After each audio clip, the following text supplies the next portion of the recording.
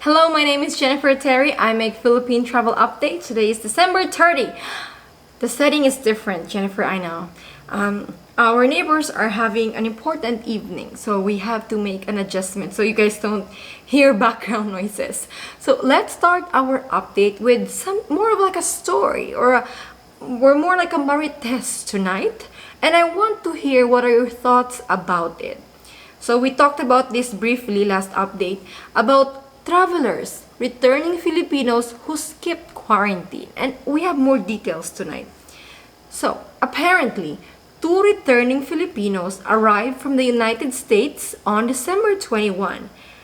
Skipped quarantine. What happened? They were supposed to go to their hotel for their mandatory quarantine, but instead, they went home that evening.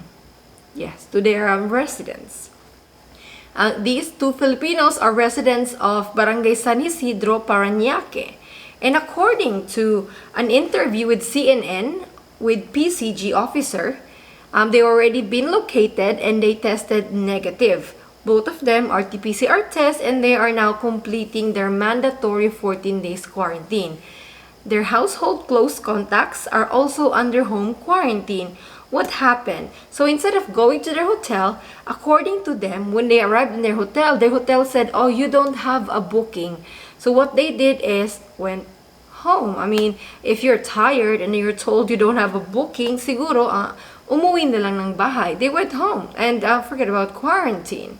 The PCG arrived at their home the next day after, December 22, but the husband was at a money changer's shop. And they were immediately brought up to a quarantine facility.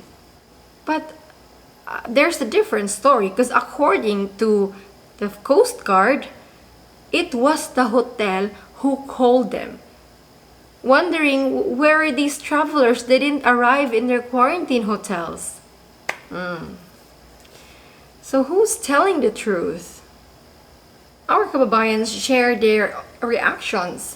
And Ness said, still unfair for others who got quarantined. They should be penalized. While Jess said, is this the first time something like this happened? Or has this already occurred before but went unreported?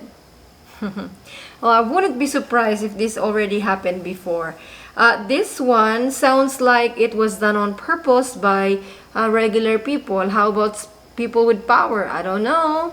But according to the presidential spokesperson and acting IATF spokesperson, they will be dealt with very strictly.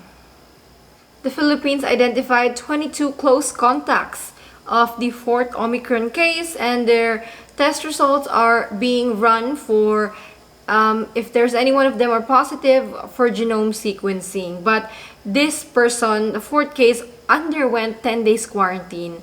No, she followed the 10 days quarantine. So by the time that she was already out of the community, then she hindi na infectious. Because what's the point of your protocol? So that's a protocol, guys, for those who are wondering, what if you're positive? Well, your quarantine will be extended for 10 days. So for example, day 1 will be the day of swabbing.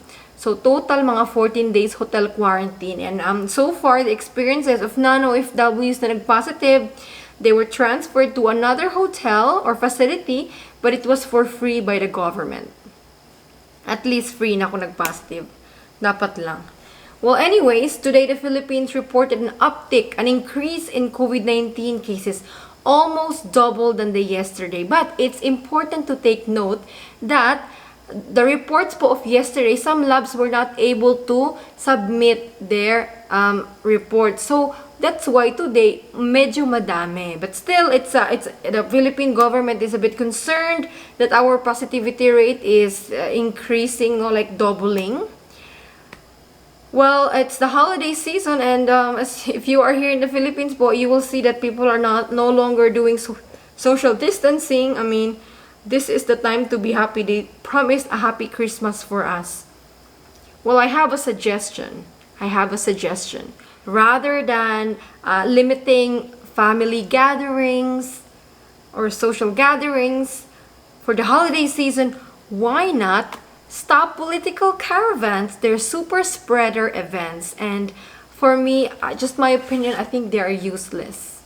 if you are a political person, if you have a message to the people, there are other ways where you can get your message across. You don't necessarily have to have these super spreader events. You know, people go to those events not mainly because of you want to hear it from our bet, presidential bet or senatorial bet, whatever. There is money involved in it. They give money to people. That's why people flock these events. Well, for now, it's still, we're still low to moderate risk. So, do not worry about lockdowns, guys. Malayo pa. Pero I would like to answer Edwin's question in our last video. Hi, Terry. Good evening. Ang PAL Airline sent me a message that there will be a cancellation or postpone of my flight next year. That message came from ASAP Ticket Travel Agency, and they emailed me that if I don't want to waste my money daw, well, I have to get an insurance, TSC insurance fee, dahil magkakaroon, because there will be a cancellation. Edwin, you don't need insurance if your flight will be cancelled by PAL. If Philippine Airlines cancels your flight, there are 3 options. You can convert your ticket to a travel credit you can use in the future, or you can rebook or reroute your ticket with no rebooking fee. No rebooking fee as long as you rebook to another flight with available space within 60 days after the original flight in the same booking class or higher within the same cabin class, provided that the selected date is within the period of validity of the ticket or within 30 days from the date of expiry. No additional charge. Yan. Kung na-cancel yung flight mo, i-rebook mo lang or i-reroute. Insurance is good. It gives you protection, especially when you're traveling during the pandemic. Lots of cancellations or flight changes. Pero it's not really necessary. You know, I've heard a lot of bad reviews with this ASAP Ticket Travel Agency. You guys, I strongly suggest po to book direct with airline, na to avoid third-party sites and book direct with airline. Yeah, travel insurance is good, but it's not mandatory. Parang iniipit ka nitong ASAP ticket in my understanding. And another option then, if your flight is cancelled, you can refund your ticket. Refunds may take a while, like in my case, it took 8 months, but I got my money back. I filed a bank dispute. Nakuha ko naman yung pera ko. So, it doesn't really mean na na-cancel yung flight no, na-quits na yon. Hindi po. Pwede pa yung ma-refund or pwede yung i-travel credit.